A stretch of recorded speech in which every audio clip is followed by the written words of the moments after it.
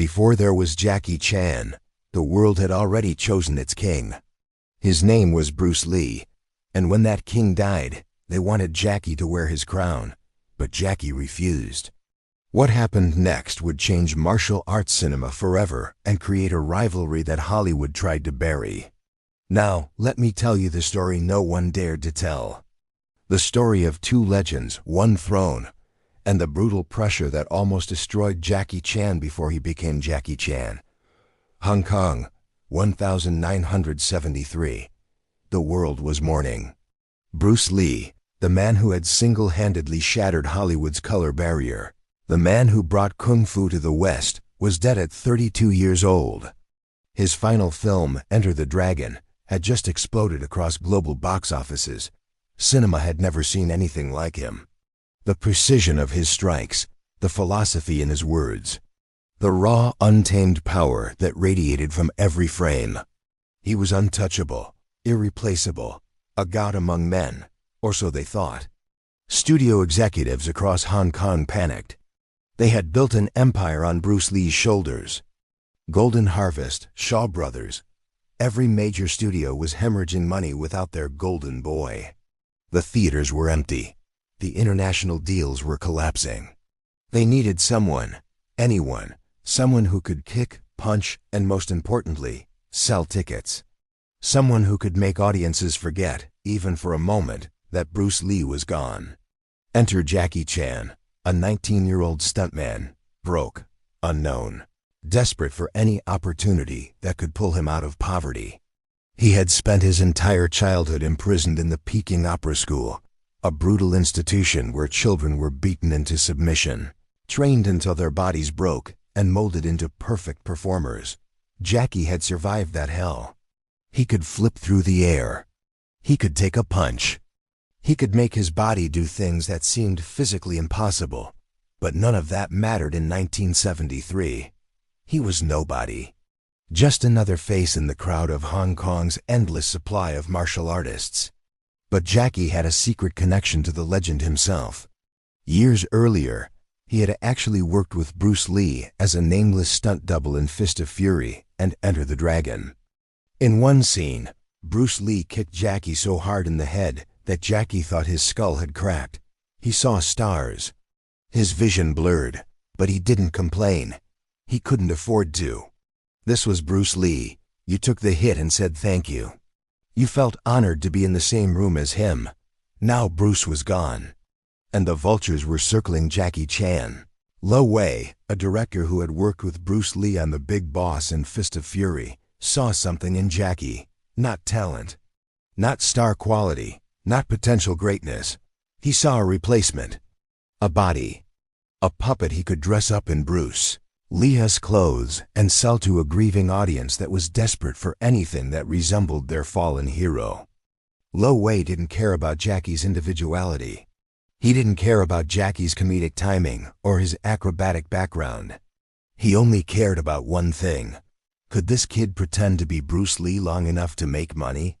He cast Jackie in New Fist of Fury in 1976. The title alone was an insult. A cheap knockoff of Bruce Lee's Fist of Fury. They dressed Jackie in similar clothing. They forced him to mimic Bruce's movements, his scowls, his voice, his rage. They told him to be serious, to be powerful, to be everything Bruce Lee was. Jackie stood on set, feeling like a fraud. Every direction felt wrong. Every scene felt like a lie. He wasn't Bruce Lee. He could never be Bruce Lee. His body moved differently. His face expressed differently. His entire approach to martial arts was different. But no one cared. They wanted a ghost. And Jackie was forced to play haunted house. The film was released with massive promotion. Posters plastered across Hong Kong screamed, "The new Fist of Fury is here." Audiences rushed to theaters, hoping to feel something, anything, that reminded them of Bruce Lee. What they got instead was a confused, uncomfortable performance from a young man who clearly didn't want to be there. The film flopped, spectacularly. Audiences rejected him immediately. Critics tore him apart with savage reviews. "A poor man's Bruce Lee," they wrote. "A shadow without substance. An insult to the dragon's memory. Jackie's confidence shattered into 1,000 pieces. He had survived the brutality of the Peking Opera School. He had endured poverty, hunger, and physical abuse. But this public humiliation, this rejection from an entire nation, this was different. This cut deeper than any punch he had ever taken. Lo Wei didn't care about Jackie's pain. He tried again. Shaolin Wooden Men in 1976. Another attempt to make Jackie into something he wasn't. Another failure. To Kill with Intrigue in 1977. Another disaster. Jackie was trapped in a nightmare he couldn't escape. Every film was another failed attempt to resurrect Bruce Lee. Every poster had Jackie's face photoshopped to look more like Bruce. Every trailer screamed, "The next Bruce Lee is here." The marketing departments were relentless. They didn't see a human being. They saw a product that wasn't selling. Jackie began to break. He started drinking heavily between shoots. He questioned everything. Why was he even trying? Why was he putting himself through this torture? The audience hated him. The critics mocked him. Even his own family started asking when he would give up this ridiculous dream and find a real job. He had no money, no future, no identity. He was a ghost of a ghost, trying to haunt theaters that wanted nothing to do with him. But the audience knew better. They could smell desperation. They could sense inauthenticity. Bruce Lee had been real, genuine, powerful. Jackie Chan in these films was none of those things. He was a costume, a mask, an empty shell. And then, something unexpected happened. Jackie met a director named Yuan Wu Ping. Yuan was different from the other directors. He didn't look at Jackie and see Bruce Lee. He didn't see a replacement or a knockoff. He saw something else entirely. Someone who could laugh. Someone who could fail. Someone who could get hit and make it funny. Yuan Wu Ping had been watching Jackie's failed films, but he hadn't been watching Jackie's dramatic scenes. He had been watching the behind-the-scenes footage.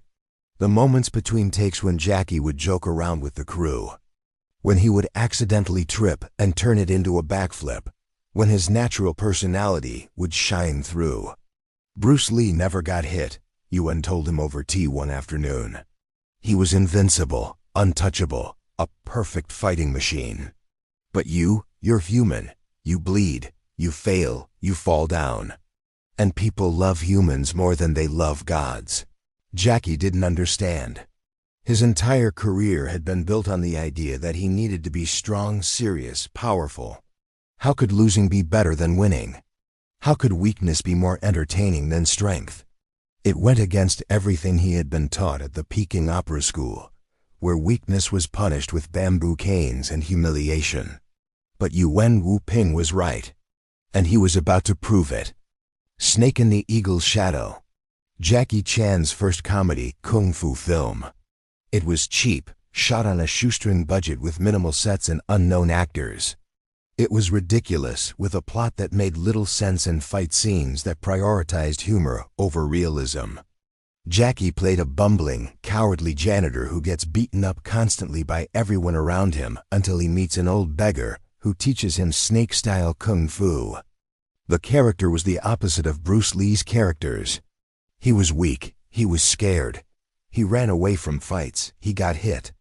A lot, and the audience loved it. For the first time in his career, Jackie wasn't trying to be Bruce Lee. He was being Jackie Chan, clumsy, goofy, relatable. He made martial arts accessible. He made failure funny. He made getting punched in the face entertaining. When Jackie's character got knocked down, he didn't spring back up with perfect form. He stumbled, he complained, he rubbed his bruises. He acted like a real person would act. The film became a massive hit in Hong Kong. Lines wrapped around theaters. Word of mouth spread like wildfire. People who had rejected Jackie's previous films came back, curious about this new approach. They left the theaters laughing, quoting lines, imitating Jackie's comedic movements. But Jackie wasn't done. He knew he had found something special, but he needed to prove it wasn't a fluke. That same year, he released Drunken Master. It was another comedy, another underdog story. Jackie played Wong Fei-hung, a rebellious young martial artist who learns drunken boxing, a fighting style that looks absurd but is devastatingly effective. The training sequences were brutal and funny simultaneously. Jackie's character suffered through impossible tasks, failed repeatedly, and slowly, painfully, became better. The audience saw themselves in him. They saw their own struggles, their own failures, their own determination to keep going despite the odds. The film exploded. Not just in Hong Kong, across Asia, Japan, Korea, Thailand, Malaysia, Singapore, Drunken Master became a cultural phenomenon. Jackie Chan had done the impossible. He had stepped out of Bruce Lee's shadow, not by copying him, but by becoming his complete opposite. Bruce Lee was power incarnate. Jackie Chan was perseverance personified. Bruce Lee was focused rage. Jackie Chan was chaotic joy. Bruce Lee never fell. Jackie Chan fell 100 times and got back up laughing. Bruce Lee made you want to be strong. Jackie Chan made you believe you could survive even if you weren't. The martial arts world was divided. Traditionalists, especially those loyal to Bruce Lee's memory, saw Jackie's comedy as disrespectful. They argued that kung fu was a serious art, a discipline, a way of life. It shouldn't be mocked or made fun of. Jackie was cheapening everything Bruce Lee had worked for. But younger audiences, especially those who had felt excluded by Bruce Lee's perfection, embraced Jackie. Finally, here was a martial artist who felt human, who felt achievable. But Hollywood still didn't understand. And that misunderstanding would nearly destroy Jackie all over again. Jackie was finally getting offers from Hollywood. Real American studios with real budgets were calling. He thought he had made it. He thought the world was ready for him. He signed a contract with a major studio, packed his bags, and flew to America with dreams of becoming the first Asian American crossover superstar since Bruce Lee. He was wrong. The Big Brawl, released in 1980, was a disaster. The American studio didn't understand Jackie's style. They wanted him to fight like an American action hero. Stiff, serious, minimal movement. They didn't want his acrobatics. They didn't want his comedy. They wanted him to be Chuck Norris. Or better yet, they wanted him to be Bruce Lee. Again, Jackie tried to explain his approach, tried to show them what made him unique, but the language barrier made communication nearly impossible. The director didn't speak Cantonese. Jackie barely spoke English. Translators misunderstood intentions. Creative visions clashed. The film flopped in America. Audiences didn't understand Jackie's humor. The marketing campaign positioned him as a serious martial artist, so when comedic moments appeared, American viewers were confused. Was this an action film? A comedy? A parody? No one knew. Critics panned it. Box office numbers were embarrassing. Jackie felt the familiar sting of rejection, except this time it was on a global stage. The Cannonball Run came in 1981. Jackie thought this would be different. A star-studded cast. A famous director, a big budget. But when he arrived on set, he realized the truth. He was reduced to a side character. A token Asian face in a cast of white stars. He had maybe 5 lines in the entire film. His character was a stereotype, a joke, comic relief that wasn't even that funny. Burt Reynolds was the star. Everyone else was decoration. Jackie sat in his trailer between scenes, feeling humiliated. The film made money, but Jackie felt invisible. He returned to Hong Kong in 1982, defeated. Hollywood had tried to erase him, again. They had tried to make him something he wasn't. Again, he was back where he started, except now he was older, more cynical, and deeply wounded by the experience. Many people in his position would have given up, would have accepted defeat, would have disappeared into obscurity. But Jackie didn't give up. He went back to what he knew. He started directing his own films, taking complete creative control. Project A in 1983. Jackie performed a stunt where he fell from a clock tower, crashing through 2 awnings before hitting the ground. He did it 3 times to get the perfect shot. Police story in 1985. Jackie slid down a pole covered in exploding light bulbs. He crashed through glass panels. He hung from a bus with an umbrella. The final shopping mall fight scene destroyed an entire set and sent Jackie to the hospital with burns and injuries. Armor of God in 1986 nearly killed him. During a tree-jumping stunt, Jackie miscalculated. He fell, hitting his head on a rock. His skull cracked. Blood poured from his ears. He was rushed to emergency surgery. Doctors told him he would have permanent brain damage. They told him he should never do stunts again. Jackie recovered for months. A hole now permanently in his skull, covered by a plastic plate. His hearing in one ear was damaged forever. 6 months later, he was back on set, performing stunts. People asked him why. Why risk his life? Why break his bones over and over? Why not use stunt doubles like every other action star? Jackie's answer was always the same. Because the audience deserves real. They deserve to know that what they're seeing is genuine. If I fake it, they'll know. And they'll stop believing. This philosophy separated him from every other action star in the world. Hollywood used camera tricks, wires, and CGI. Jackie used his body. Hollywood protected their stars. Jackie sacrificed himself. And audiences around the world could feel the difference. Rumble in the Bronx, Jackie's American breakthrough. Not because Hollywood finally understood him, but because he forced them to. The film was shot in Vancouver, pretending to be New York. The production was chaotic. Jackie broke his ankle during filming when he jumped onto a hovercraft and missed. The doctors put him in a cast. Jackie cut a hole in it, painted it to look like a sock, and kept shooting. If you watch the film carefully, you can see it. One of his shoes looks slightly different. That's not a costume choice. That's a broken ankle. American audiences finally got it. This wasn't Bruce Lee. This wasn't Chuck Norris. This wasn't Jean-Claude Van Damme. This was something entirely new, something better. Someone who wasn't afraid to look ridiculous while being incredible. The film became a cult hit, spreading through word of mouth and video rentals. Rush Hour in 1998 sealed the deal. Jackie's chemistry with Chris Tucker was electric. The comedy was universal. The action was spectacular.